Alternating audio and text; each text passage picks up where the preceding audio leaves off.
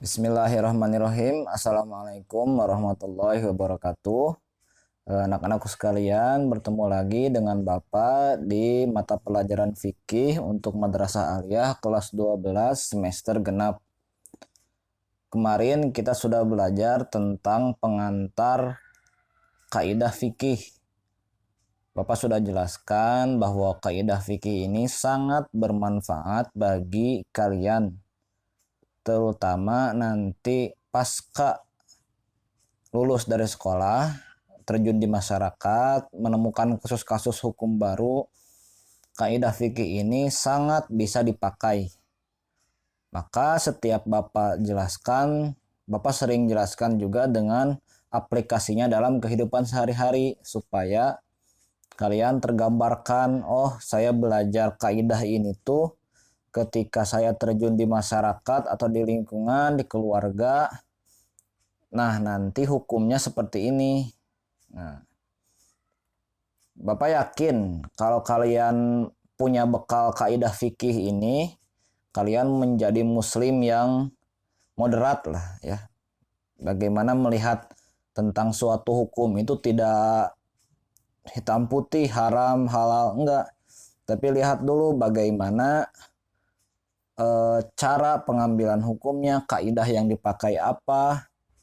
Nah, itulah yang dipelajari dalam kaidah fikih. Kemarin kita sudah belajar kaidah fikih yang pertama adalah al-umuru bimaqasidiha, ya, segala perkara tergantung terhadap maksudnya ya atau niatnya. Oke, kita sekarang akan berlanjut ke kaidah yang kedua, kaidah fikih asasi yang kedua, yakni adalah al-yaqinu la yuzalu bisyak. Nah, ada dua redaksi sebenarnya ya, ada al-yaqinu la yazulu bisyak, ada al-yaqinu la yuzalu bisyak. Tapi secara makna tidak jauh beda. Yaitu adalah suatu yang sudah yakin itu tidak akan dapat dihilangkan dengan keraguan-raguan. Contohnya gini aja, yang sering menjadi contoh secara umum ya dalam fikih, yaitu ketika kalian sholat nih ya, sholat. Tapi sebelumnya keadaan perut kita ini lagi gak enak perut nih, terus kita sholat. Nah, di pertengahan sholat kita ragu nih, ada yang keluar atau enggak nih dari kentut, dari dubur kita berupa kentut ya. Kita kentut enggak sih pas sholat tadi? Kalau kentut tapi emang sakit perut awalnya gitu ya, tapi enggak terasa sama sekali, maksudnya enggak seperti kentut pada umumnya gitu. Nah, maka hal seperti itu tuh bisa diselesaikan oleh al-yaqinu la yuzalu bisyak. Bagaimana hukumnya? Kita lanjutkan saja sholatnya atau kita hentikan? Nah, nanti akan dibahas di kaidah al-yaqinu la yuzalu bisyak. Banyak lagi ya, kalian sholat, apakah ini rakaat ketiga atau keempat, ambilnya yang tiga atau yang empat. Nah, kayak gitu ya. Atau kalau mungkin nanti umroh ya, kadang tuh muter tawaf itu bingung, ini udah 6 atau udah 7 ya, bingung. Nah, maka bagaimana cara menyelesaikannya nanti akan diselesaikan oleh kaidah fikih. Oke, yang pertama kita bahas dulu latar belakangnya. Jadi latar belakangnya bahwa sifat dasar manusia itu adalah peragu, atau bahasa Inggrisnya man is curious people. Nah, jadi kita tuh pada dasarnya orangnya peragu kok. Nah, tapi keraguan kita itu justru sebenarnya bisa menjadi anugerah. Berbagai penemuan di dunia ini itu tidak lain merupakan hasil keraguan manusia. Maksudnya gimana? Nah, ketika seseorang mempertanyakan ya, bagaimana cara alam ini berjalan, maka terciptalah ilmu astronomi ya. Bagaimana cara mekanisme tubuh kita, maka terciptalah ilmu biologi. Penelitian itu berangkat dari ragu. Kalau kalian buat penelitian itu berangkatnya dari keraguan-raguan. Jadi harus dicari dulu rumusan masalahnya apa. Nah, itu namanya man is curious people. Tapi keraguan ini akan berbenturan dengan agama, di mana agama itu justru sumbernya itu harus yakin.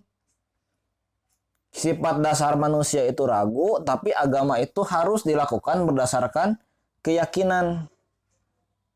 Nah, maka juga ya setan itu adalah makhluk Allah yang ditugaskan untuk menghembuskan keraguan dalam hati manusia. Alladzi yuwaswisu fi sudurinas. Menghidupkan was-was itu sifat setan. Nah, maka untuk menanggulangi hal tersebut, maka dibuatlah oleh para ulama kaidah al-yaqinu la yuzalu bisyak. Nah, adapun keraguan itu punya beberapa faktor ya, diantaranya dengan bisikan setan atau diantaranya dengan kurangnya ilmu. Ini wudhu saya sah atau enggak ya? Ini sholat saya sah atau enggak ya? Nah, maka belajarnya kaidah fikih itu diantaranya agar kalian yakin, oh sholat saya ini selama ini sah. Kalau kalian nggak belajar fikih,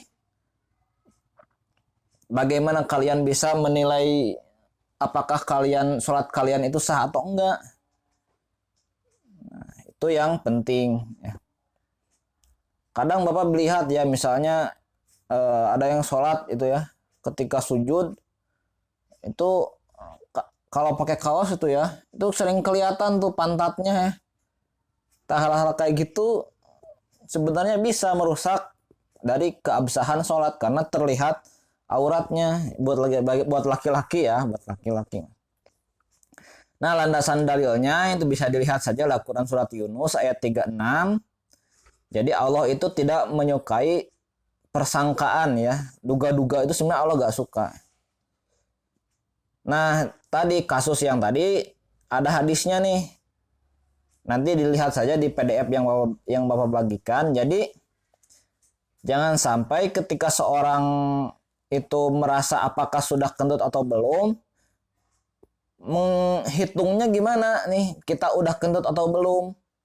Hatta yasma'a sautan aurihan au yajidarihan. Kalau kita sudah mendengar suaranya ya, suara kentut itu kan khas ya, atau rihan atau baunya kerasa, itu baru kita sudah dihukumi sebagai orang yang sudah kentut. Tapi kalau kita belum, ya kita belum merasakan bau dan suaranya, lanjutkan saja, kita masih dalam posisi suci. Nah, tapi beda kasusnya nanti ya, nanti banyak kasusnya. Nah, contoh dari implementasi kaidah. Nah, di sini yang pertama, kalau kita sedang keadaan wudhu misalnya ya, kan kadang kita nunggu sholat itu gak semenit 2 menit ya. Masuk sholat itu kadang kalau di masjid ya, ada yang sholat tahiyatul masjid dulu, ada yang sholat qobliyah dulu bagi yang ada qobliyahnya. Nah, dengan waktu 5 menit, nah, itu kadang kita kalau apalagi kalau habis makan pedes ya, itu biasanya kita ragu tuh. Ini tadi kok kayak keluar ya, tapi kok istilahnya apakah harus wudhu lagi atau enggak. Nah, maka selama tadi tidak mencium bau dan mendengar suaranya, maka tetap dihukumi sebagai suci. Beda dengan orang yang belum hadas sebelumnya, belum wudhu sebelumnya. Kita belum wudhu nih, kita posisi belum wudhu. Nah, kemudian misalnya kita tadinya niat masuk ke WC tapi ketemu temen tuh. Kita ngobrol, akhirnya malah langsung ke masjid. Langsung ke masjid. Kita bingung nih, tadi tuh udah wudhu sih belum saya tuh. Nah, maka kalau kayak gitu, posisinya dikembalikan kepada hukum yang awal. Nah, maka kita posisinya masih hadas. Masih bingung ya? Jadi gini, hukum asalnya apa? Orang yang wudhu. Ragunya apa? Apakah dia kentut atau enggak? Maka yang diambil yang yakinnya. Yakinnya berarti pada secara defaultnya dia sudah wudhu. Tapi beda kasusnya kalau orang belum wudhu. Dia ragu apakah tadi wudhu atau enggak. Maka yang diambil adalah sebelum dia berwudhu. Nah, itu ya beda. Kemudian atau misalnya yang naik gunung nih, ternyata tersesat nih pas bulan Ramadan, nggak bawa HP atau HP-nya mati. Nah, kita cuma bisa lihat bintang ya, nggak kedengeran suara adzan atau apa. Ini ini udah subuh atau belum? Nah, dia mau sahur. Nah, maka kalau kalau keadaannya seperti itu, dihitungnya dia masih malam atau masih boleh sahur. Nah, karena was-wasnya dia udah masuk subuh atau belum. Sedangkan hukum asal sebelumnya itu adalah belum subuh. Nanti ada kaidahnya ya, al aslu baqa'u makana ala makana. Tapi ini contoh-contoh dasarnya ya, presumption of innocence. Kalau kalian mau kuliah di Fakultas Hukum, ini pasti belajar nih. Presumption of innocence artinya praduga tak bersalah. Seseorang itu masih tidak bersalah sebelum ada bukti-bukti yang menjelaskannya. Kalau kita cuma dengar kata orang, si itu maling, kita harus menduga orang tersebut bukanlah maling. Ya, karena apa? Karena belum ada buktinya, kecuali udah ada CCTV-nya, udah ada barangnya, udah jelas lah, udah ketangkap basah, itu baru kita bisa menduga seseorang tersebut melakukan kesalahan atau tidak. Tapi kalau kita belum punya buktinya, maka seseorang tersebut tidak bisa dihukum. Maka bahayanya gibah, bahayanya fitnah tuh kayak gitu. Kita dilarang fitnah, kita dilarang gibah itu karena gitu. Jadi sesuatu yang tidak ada buktinya, lalu kita menuduh orang tersebut sudah melakukannya.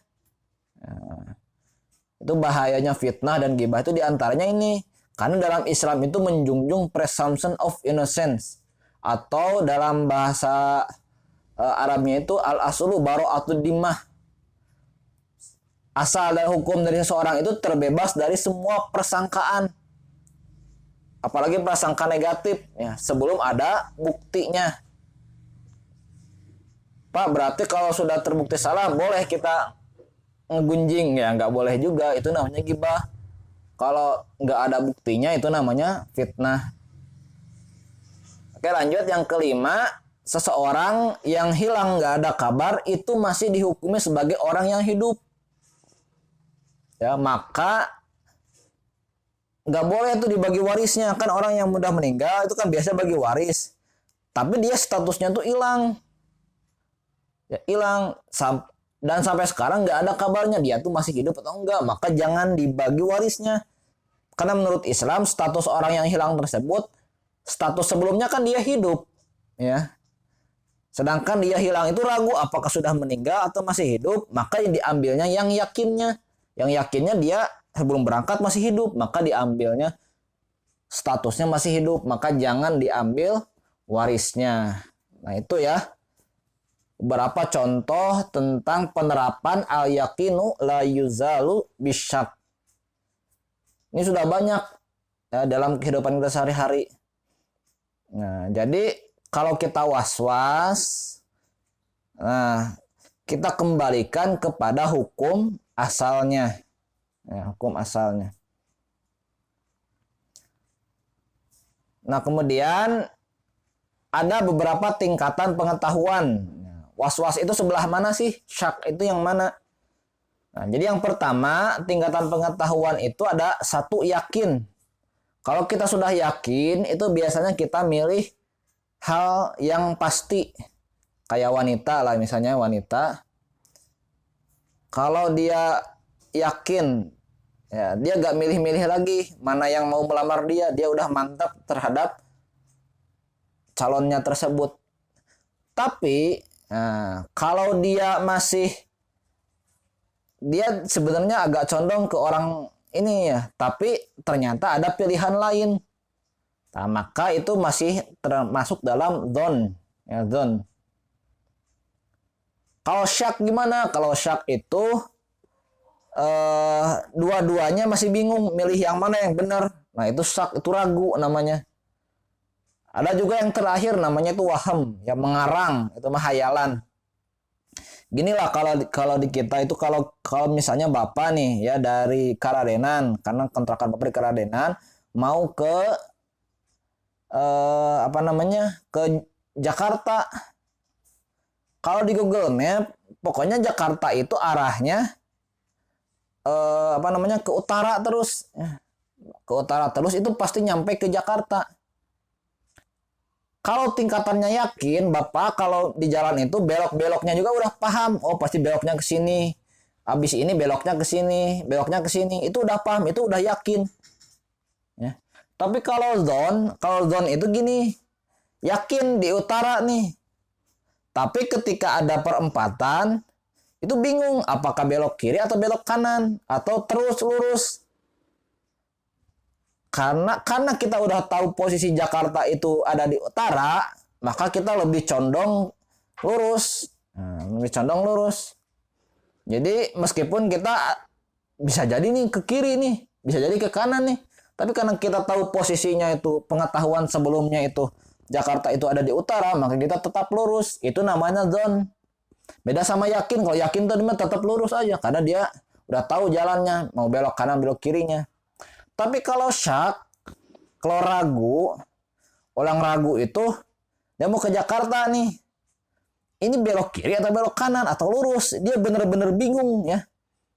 Jadi di antara ketiganya ini sama-sama peringkatnya ya, nggak ada yang dia yakin apakah belok ke sini, belok ke sini atau belok ke sini atau lurus. Itu namanya dzon. Kalau waham itu mengarang itu maksudnya hayalan ya, belok kemana aja insya Allah nyampe, yang nggak kayak gitu ya, itu waham. Nah, maka kita sebagai umat Islam itu perlu namanya yakin ya, sampai pada tingkatan yakin. Maka pengertian iman itu kan tasdikun bilisan, tasdikun bil qalbi ya, wa iqraru bil lisan wa amalu bil arkan. Itu adalah tingkatan dari implementasi kaidah al yakinu la yuzalu bisyak. Gimana kalau kasusnya tadi, Pak? Kayak saya misalnya sholat ini 3 atau 4 rakaat. Nah, maka menurut hadis Nabi yang diambil itu yang sedikit. Yang diambil adalah 3. Pak, bagaimana kalau ternyata saya tuh bener 4? Ya.